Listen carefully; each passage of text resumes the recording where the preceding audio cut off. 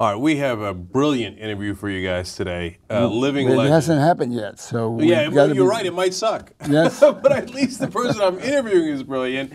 Living legend Norman Lear joins us. If you don't know, you better ask somebody. But obviously, the person behind All in the Family, Sanford and Son, Maude, the Jeffersons, and not only that, but also People for the American Way. So. Mary Hartman. That's right. Can't let that go. No, you can't. So I want to talk about your book. Even this, I get to experience. It's about your whole life, which is perfect because in these interviews we ask you about your whole life. So here to talk about that whole life. Right, and you know, like when the by the way, I've spent every second of that life. It's now 92. Will be 93 in July. Years. But every second of that time I spent to be here with you now. Oh, wow. Okay. Can you view it, once you think of it, any other way? And whatever the hell you've done in your young years, every bit of it has added up to this moment. But for me, that's literally true because I couldn't get to interview someone like you unless I'd worked my way up and you know, gone through all that hard work to be able to get someone like you to come in and sit down and have a conversation so I could learn from you. Yeah. So I agree with you completely. Now, the other way around, your whole life leading up to talking to me, I don't know about that. Yeah, that you give a damn is something I've worked all my life for. That's true. Just to be asked to sit here. All right, I like that beginning. Okay. It's the way it is. You all were destined to watch it. Your lives led up to this moment where you watch this interview. Yeah. So, but now they are so many people. We're just a couple of people sitting here. So all of you, have spent your entire lives, every second of it, just to get here to listen to this old fart. And I'm way ahead because they add up to more than I add up to. Well, that's true. So now, do you think it's fair to say that when conservatives talk about liberal Hollywood, that you are part of what they're referring to? Well, I am certainly what they're referring to, but I don't consider myself liberal Hollywood. I consider myself a bleeding heart conservative. Fascinating. Why is that? Because you will not mess. If this was a lot of younger people, I'd say you will not fuck with my First Amendment, my Bill of Rights, my Constitution, my Declaration, the promises my country made to me and everybody else here and elsewhere. And I think there's no more conservative point of view. Where the bleeding heart comes in is, will I move over? Do I understand that there are a lot of people who are born, unfortunately, without the opportunity to grow in healthy lives and productive lives because things are unfair, because we have not yet given what we promised, equal opportunity, fairness under law. We incrementally are supposedly gaining on that every year. I don't want to wake up in the morning. I'm not hopeful that'll happen. So, but it hasn't. And so that's where the bleeding heart comes in. Don't worry, I got your back. We're going to fight for equality of opportunity. We're going to fight for free and fair elections, and we're going to win. Now, let's go all the way back, because look, these shows that you produced, so many of us grew up with, including me. You know, moving on up to the Upper East Side. It's what I grew up to, right? And so the Jeffersons' dream was my dream. And these shows were, you know, it's called All in the Family, but we were all the family, right? It was our family. And these are iconic American cultural moments and shows. So but you didn't start out that way. You weren't born wealthy. You weren't the son of a Hollywood producer. No. Okay, so let's talk about how you got there. So what conditions were you born in under? Who were your parents? Well, I was a kid of the Depression. My father had several brothers. They were all pretty much belly up. The greatest compliment, when I was a kid, the greatest compliment paid to an adult male was, he's a good provider. A guy that was making a living for his family, a good provider, that was the term. Those words are still magic to me. And I don't remember wishing to be anything else but a good provider. Now, in my experience, a good provider was my Uncle Jack, who was the only guy who ever flicked me a quarter. I thought it was so great to be able to flick a quarter to a nephew. He was a press agent, so that's what I wanted to be. I wanted to be Uncle Jack because I wanted to flick a quarter to a nephew.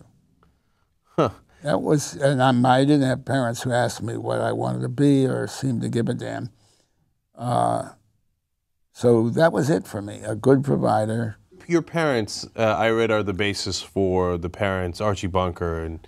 Well, my father, there was Archie Bunker and him, yeah. He used to call me the laziest white kid he ever met. Oh, Jesus. I would say, you'd have to put down a whole race of people to call me lazy, and he'd say, that's not what I'm doing, and you're the dumbest white kid I ever met. I start the book, even this I get to experience, saying if I could have, I always thought if I could have turned a screw in my father's head, a 16th of an inch one way or the other, he might have known right from wrong. That's just about verbatim the first line of the book. And that was the controlling element in my youth. So how do you grow up progressive in an environment like that? How do you know? Did you have a mentor? Were you born thinking, wait a minute, now I think maybe all the races are the same anyway? Like, how did you come to those conclusions? My father went to prison when I was 9 years old, trying to sell some fake bonds. And I had 3 years and a little bit more living with an uncle, and finally my grandparents. And but when my father, shortly after my father went away, I was playing around with a crystal set we had made together. That's a little radio and a cat's whisper and a crystal earphones. And I caught a signal, and it was Father Coughlin, who was a famous anti-Semitic, anti-New Deal, pro-Hitler. This is long before Hitler came to major power, but he caught the wave. And I learned in that when my father was away alone, it seemed to me, my mother and my sister were living, I don't know where, I didn't see them. And so I learned at that moment that there were people who hated me because I was born to Jewish parents, you know, I was a Jew. And this is a long way to answering your question, I appreciate that. But it was a stunning piece of information. But I do remember having civics classes in school in those years.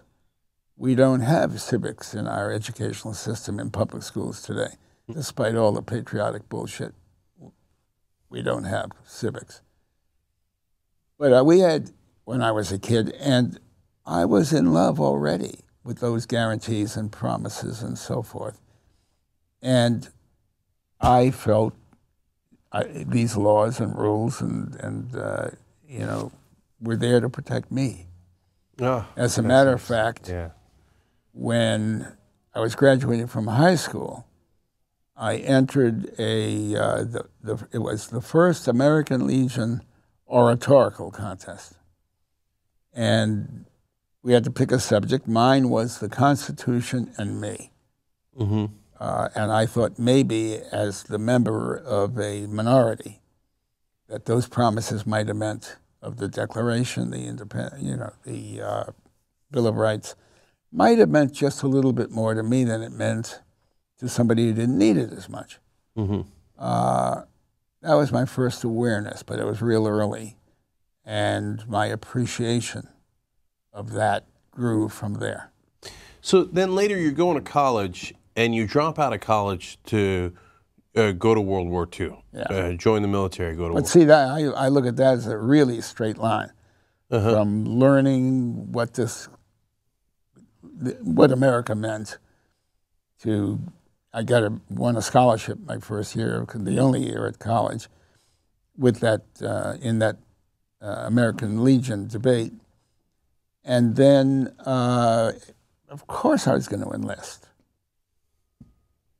Because you love the country, and this is the country that protects you, and you're going to protect the country. Yes. I mean, I like to think of it this way. When all this was going on in my life in those years, we were in love with the American idea. We were in love with America. Mm-hmm. I don't question anybody's patriotism today, but they love their country. But in love was, for me, in those years that led up to World War II, that saw us finally win that war. Mm-hmm. And it was impossible to conceive of us winning the war when you look back and reflect on how little prepared we were for it and what we had to do to get there and finally to win it. And then we were the good people and decent people and reflective people who came up with the Marshall Plan and helped Europe get back on its feet. I mean, we were good guys. Mm-hmm. But I think we took ourselves too seriously. And we didn't lose our humanity and everything that was wrong with us as a result of being humans. You know, the nascent greediness, power hungry, all those things that are part of us, you know, that we either regret and neglect or we go with. When you joined to fight in World War II, I always wondered about this because I didn't live it, obviously, so I never knew how much information people had. At that point, did everybody know how the Germans were butchering the Jews, the Gypsies, gays, Poles, etc., or did you guys not really know A, that they were doing that, or the severity of which they were doing that? I don't think because I was paying attention for a reason I mentioned from age 9, the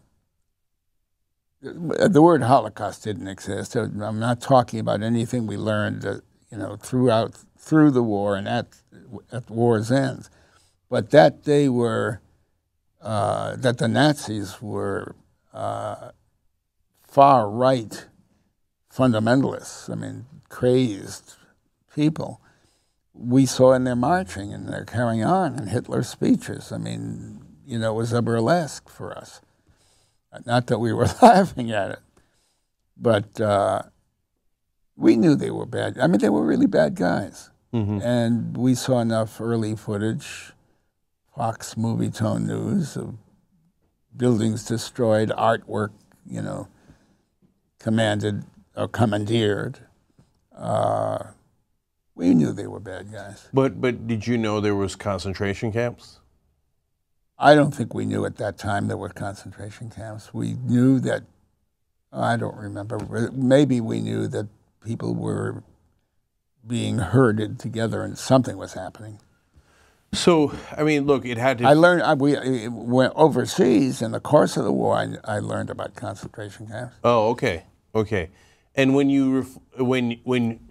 had won, and then you understood even more so the fight that we were in, not only for our lives, but for against these historical monsters, right? And what they had done. I mean, I can't imagine that there would be a greater satisfaction in having won anything. But I don't know because I've never been in war. I don't know if that's how it feels. Did you have that satisfaction? What was your feeling coming out of the war? Oh, it was glorious. I mean, first of all, it was over. Yeah, that's right. That's I didn't true have too, to worry yes. about getting up some morning. Somebody might, you don't get used to being shot at. Mm-hmm. from the ground, from the air. It's nothing you get used to. So You flew combat missions. I right? flew 52 combat missions. Mm-hmm. Yeah. And, I remember coming back with the guys that I went over with. We didn't fly every mission together. We were, regrouped from time to time. But we flew most of them together, and we came back together. And it was common knowledge before we flew back that all the GIs were leaping out of the plane and kissing the earth. Mm-hmm. And I remember we couldn't wait for the plane to land and jump down and kiss America, literally. I'm an immigrant. My parents came here. I came here when I was 8, so I'm first generation. From where? From Turkey. From Turkey. And we had the same feeling you did for similar reasons, although of course a little different in our context. But we loved America. We came here. We didn't. It wasn't an accident of fate that we were born here. We chose to come here. And I was born and raised with the idea that America matters. That it's an idea, and it's an idea that you defend and that you believe in. Right. So I don't like the present day cynicism about America. Now, on the other hand, it's our job to point out where we do right and where we do wrong. And unfortunately, we've done a lot of wrong lately. And, what made us great was not just winning World War II, but just like you pointed out, the Marshall Plan, rebuilding our enemies, setting up the United Nations, getting the world to work together. I mean, who is magnanimous and forward-thinking enough to rebuild their worst enemies into their top allies? I mean, it's literally historic. It's one of the greatest achievements in mankind. That's us. By us, I mean we human beings who happen to be American, exercising that part of us that is noble, that part of us that is transcendent. Yep. Now, we haven't done that without exercising the lust for power, our greediness, our selfishness. I mean, all of those things that are, we're all born the same way. We have the same capacity to do evil as the next guy and the capacity to do the best as the next guy. And, I consider that we've taken ourselves too seriously. We believed we were God's chosen. And God doesn't choose as I understand God, My bumper sticker reads, "Just another version of you." And that's who I believe we are. Bless the fact that we were born in this country, or you were able to get to this country. I was born here. Wonderful, but that doesn't make us better than the next guy from any other country. Because that leads to bad results. Once you start thinking you're exceptional, then you come up with insane theories like American exceptionalism. That's where my head went when you used the word. Right. And so now we think, well, that's okay. We can start wars because we're exceptional, right? We mean to do well as we bomb your civilians and start wars we never should have started. And so we've got drunk with that power. I was going to say a little bit, but not really a little bit, a lot. We got drunk on our idea that we were more moral than others, which is ridiculous. We're all human beings, as you point out. So now, as you dropped out of college, dropped out of what you were doing and the success you had to join the military, if it was today, would you join the military today or no? I would to go to Afghanistan or Iraq or I don't know what I would. I wouldn't join the military. I would wish to find the best way I could to object. On Memorial Day, I heard so many of members of the Congress or politicos or something with the flag pin. They wouldn't be American without the flag pin. And that's, all you need is the flag pin and say, "Bless our men and women in uniform," and all of that bullshit. But send them over there for nothing. and for less than nothing to be killed. Yeah. So now let's talk about your career. So you come back and My career? What about my career? so you wanted to be in PR because of Uncle Jack, Yeah. and so when you came to LA to be in PR, not necessarily to. When to I make was shows. in Foggia, Italy, between missions, I stood over in Foggia a linotype printer, a printer picking letter by letter, spoke a little bit of a little Italian, and I sent out a sheet like that announced. We printed a couple of dozen. I sent them to my Uncle Jack, who was still in publicity, to send out to other publicity houses in New York and Los Angeles. And it was a piece of paper announcing the ultimate soon-to-be discharge of one Norman M. Lear, who had the makings of a great press agent.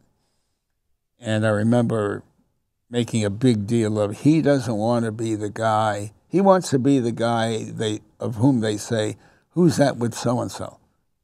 He doesn't want to be the person they know, so-and-so. He wants to be the guy with him. Remember that so clearly.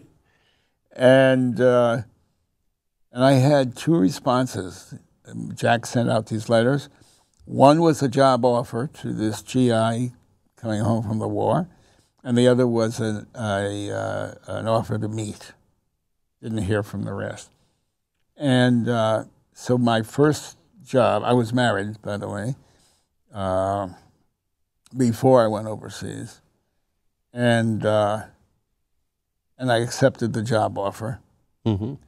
And so I was a press agent in New York immediately after the war, and I was fired for being a good press agent. Oh, why? Why? That sounds so. By the way, that's also true today.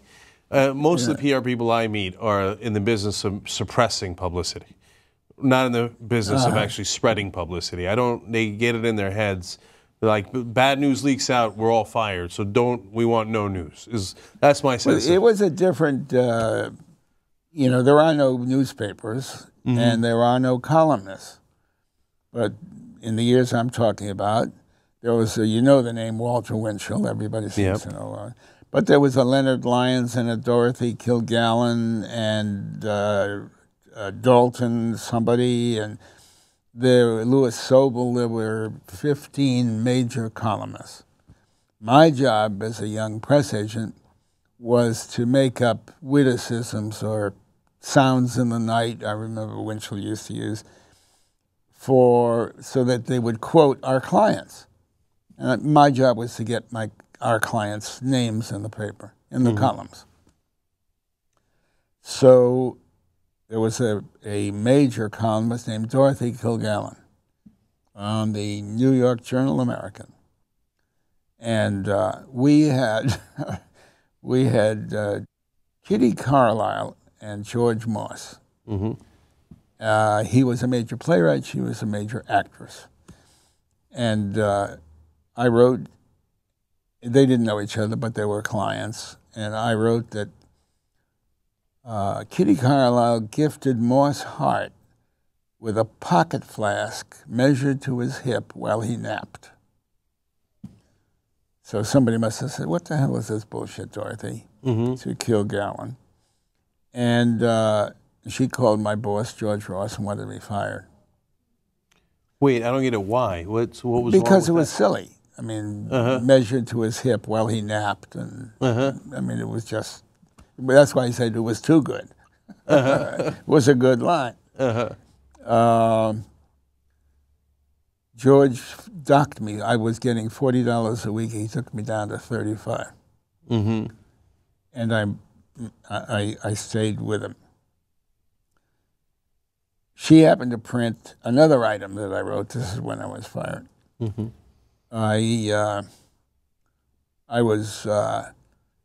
We had another client called, it was a Broadway review called Are You With It? It had components, sketches and music and so forth. And one of the acts in the show was Buster Shaver and his midgets. had 4 midgets. The lead one, that's the way it was worded. Yeah, I know. The lead midget was Olive. So I wrote, and Dorothy Kilgallen printed, Buster Shaver and Olive, seen shopping Fifth Avenue. He on foot, she on a St. Bernard.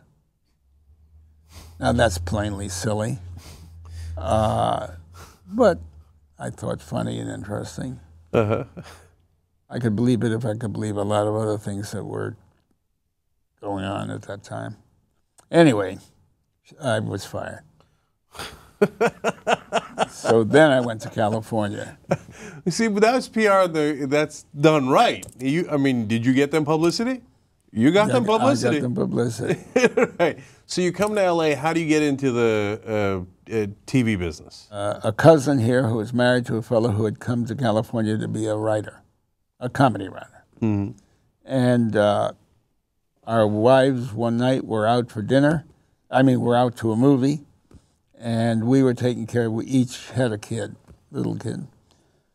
And we were taking care of the kids, and he wanted to write a parody. We did it together.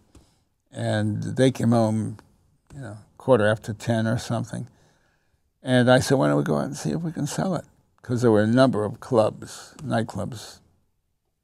So we went out, and within 8 blocks, there was a place called the Bar of Music, and a woman sitting at the piano telling jokes and doing bits and pieces.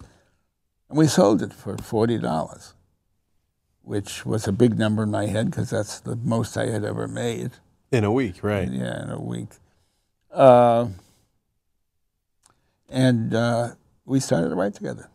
That's how we began. So just going a couple of blocks down the street, selling it, and then finding the next guy and somehow getting into TV guys. Okay, so that's how you begin, and you start working your way up. But to sell a show like All in the Family, that's a big, big deal. How did that happen?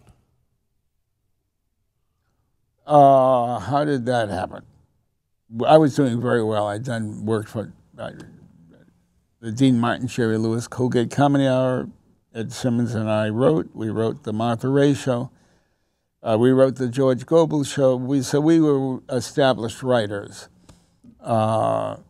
But I wanted to do a situation comedy because I had a friend who had done one earlier, one of the earliest one, called I Married Joan, about the star was Joan Davis, who was a major comedian at the time. And we were both being divorced. He had several kids. I had 1 kid at the time. He had no trouble with his divorce. I was going nuts, being driven crazy. She wanted everything. His wife only wanted his Joan Davis reruns. So I said, I've got to do a situation comedy. Because the reruns were so valuable. Because you own something. Right. You actually own something. Live television, you own nothing. So we were very well paid, but we owned nothing. So when I read about this British show, Till Death Do Us Part, it was called, about a father and son who argued about things political, and I thought about my dad and me, how did I never think about that? So that's how it came about. So how controversial was it at the time? We are on page 121 now. Of the book. Even this, I get to experience. I want to be very careful I don't tell every fucking story. I'm going to try to get I want you to read the book. Okay. All right. We'll speed up in a minute. And no matter what I do here anyway, it's a better read. I hear you. Absolutely. Or I did my own reading of the book for cassette or DVD. All right, so everybody get that. Even this, I get the experience. Right. So I'm not sure that Archie, that All in the Family could be on the air today, because it was very controversial. I look back at some of the episodes and I go, wow, they got to say that on TV, especially back then. Yeah. So how controversial was it? Did it cause problems? Was it an issue on whether it was allowed to be on air? The only places that it caused problems was where people were thinking for other people. you know, the program practice is a euphemism in television for censor, basically. That department where somebody was reading a script and was interpreting for his boss what that boss thought should be on, on CBS, let's say, who in turn was answering to somebody north of him, and there were 5 steps to get to the top. So these were people who were not even exercising their own opinions. They were trying to outthink the guy they worked for, or the woman they worked for. Well, it was all guys they worked for. So to understand that is to understand, if you give into it, where you think seriously, wait a minute, I know American families. I know what they're talking about. I know what their problems are. There's nothing I'm saying here that you couldn't hear in a schoolyard anywhere in the country, and they didn't want you to do it. You know, it didn't take a lot of strength to fight it. So, do you think a show like that could be on the air now? I feel like the right wing would say, "How dare you? This is, it's, stereotypes of what people think, and it's outrageous." I feel like the people who are showrunners who are currently involved in television tell me they agree with you. They don't think it could be on today. I'm not in the business, so I don't know, but that's what I hear. It's hard for me to believe, because I think and I do see things that are, South Park is, strongly political. That's true. That's true. And that's, I guess, maybe a difference between cable and network, and maybe the networks are still a little bit more skittish. Well, I guess you can do a little more with animation anyway. Yeah, they don't seem like real characters, yeah, right? But they're very real if you're paying attention. What do you think is how do you view the state of television now? Do you like it? I think it's the golden age. I think this is glorious, but television isn't 3 networks anymore. It's all the streaming and all of the other language, and I don't understand the business well enough to make sense of it. But I know there are a lot of great shows to watch. What's your, outside of your own, what's your favorite sitcom? Maybe South Park, maybe Family Guy. I love Seth MacFarlane's work. Wow, okay. I think the Book of Mormon on Broadway, which is the guys who do South Park, Trey Parker, Matt Stone, is the greatest gift to sanity we have today. Hear, hear. How about favorite drama on television, ever? Well, I don't know, ever. There's so many. How do you can't stop. You can't not think of The Sopranos. You can't not think of The Wire. My God. Today, what is Jill Soloway doing? What's her show? The Transparent. Have you seen Transparent? No, I haven't. It's fabulous. This is a guy who's, 58 years old or something, coming out to his children, grown children, after knowing since he's 5 years old that he should have been a girl.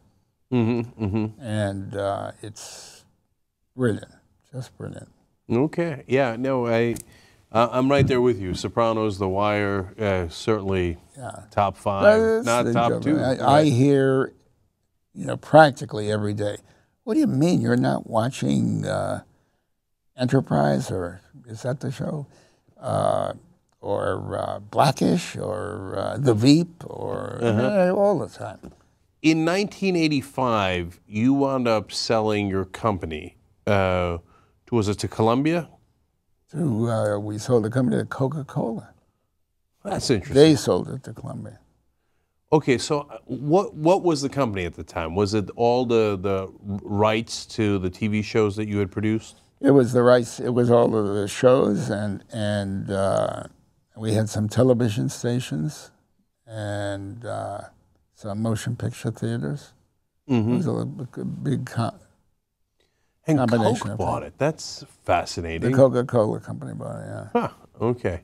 And so it seems weird to us that a brand would buy it now, but I guess in the way that now brands are producing content, maybe it does make sense. You know, it's big. Or maybe they had nothing in mind except to resell it later, which is what they did. Right. So at that point, you now, let's just be honest, you're comfortable. Let's call it what it is. You're wealthy. It's right? not hard to be honest about that. Right. Okay. And do you feel like, oh, I made it? It's, you know, you're a good provider. Do you feel a great sense of accomplishment? Oh God, you remind me of something I think of every once in a while. I got up one morning after years of flying cross country, and I used to get up and go to the airport a half hour earlier to take out $10,000 worth of flight insurance. There was a desk or a machine, depending on the airport, where you could take out an extra $10,000. I woke up one morning and thought, I don't have to do that. I'm covered. Oh, right, right. That's the first moment I put the phrase together for me. Mm-hmm. Son of a bitch, I'm a good provider. I don't have to get that insurance now. That's great. After that, there's more. Even this I get to experience. So, did you feel like, looking back on it, was it the right decision? Did you think like, well, good, I was a good provider, I had a sense of accomplishment, and then from then on I could do what I wanted? Or did you have any regrets, like, oh, I wish I'd have held on to it because I'd have done different things with it? To the extent that I have regrets, it's just exactly the way you said. Oh, I wish I had 2 more years. But that fast, that flip, that unimportant. Sitting here, I said this when I was married to my wife. I had 3 grown daughters at the time who were sitting there also. When I met the woman I'm married to now, some 28 years ago. And I heard myself say, and I could say again, I don't regret. I'd like to applaud and bless every person I ever had any contact with, or every moment that led to this. Because if I can feel great in this moment, I can't regret anything that got me here. That's exactly the way I feel sitting here. Okay. That makes a lot of sense. Now, then you shifted from doing day-to-day TV shows to doing a lot more political things, like People for the American Way, an amazing organization. That came out of a deep concern, going back to the very beginning, of the misuse of religion and the mixture of politics and religion, because my country said we will not do that. You know, there will be a wall of separation between religion and politics. And wherever we see the mischief of politics and religion, we see trouble. So when Jerry Falwell and Pat Robertson and that group started to proliferate across television, I was initially amused. And I thought, oh, there's a good film there. I'll do a film about this. And savage of what I was seeing, the way Patty Chayefsky took on television. But then I saw one of them ask his congregation, video congregation, to pray for he went like this, removal of a Supreme Court justice. And I thought, it'd take me 3-4 years to do a film. I got to do something before that.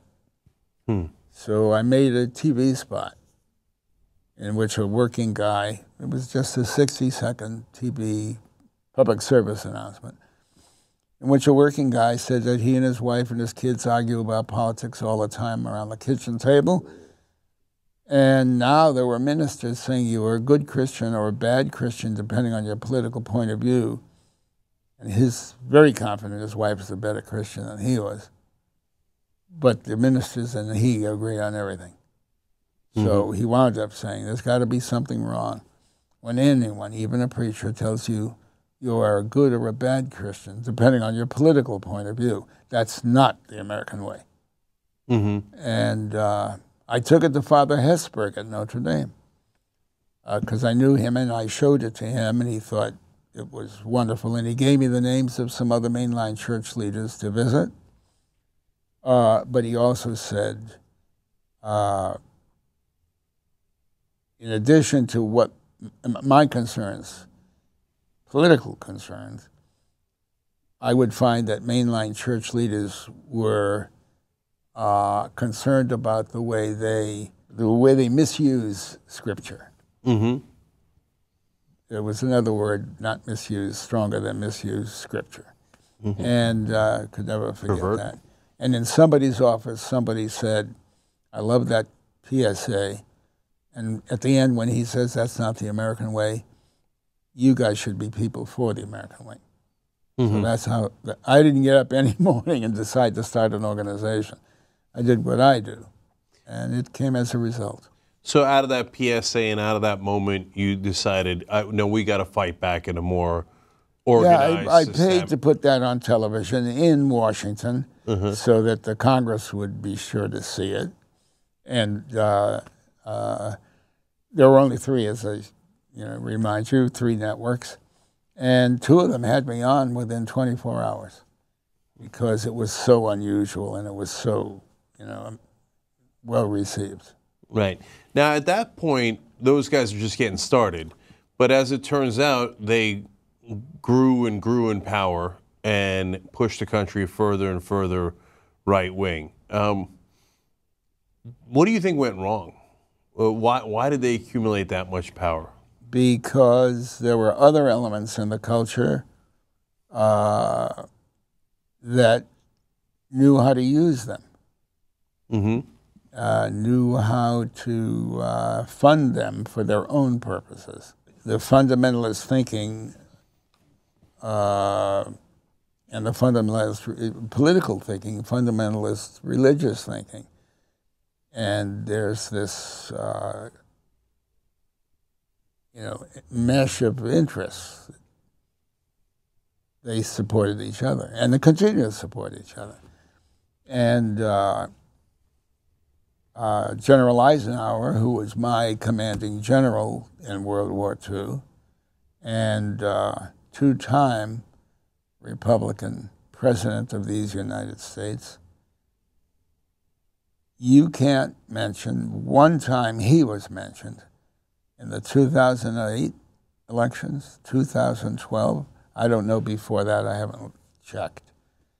And now, I know there are 103 people running for the Republican nomination now. There is nobody mentioning Dwight David Eisenhower because as he left office, he warned us about the potential for the too much influence of the military-industrial complex. The phrase was his invention. And in his first draft, he referred to it as the military-industrial congressional complex. Yep, and there we sit now. And I believe that confluence of interests is what today has us by the throat. Yep. All right, well, I would love to delve into that more and your career more. We didn't get to the awards. We didn't get into more political thoughts, but that's why you wrote the book. And that's why I wrote the book. Everybody check out Even This, I Get to Experience. So check out the audio cassette, the book itself, Norman Lear, literally a living legend. Thank you so much for joining us on The Young Turks. Thank you. I know about the living, not sure about the legend.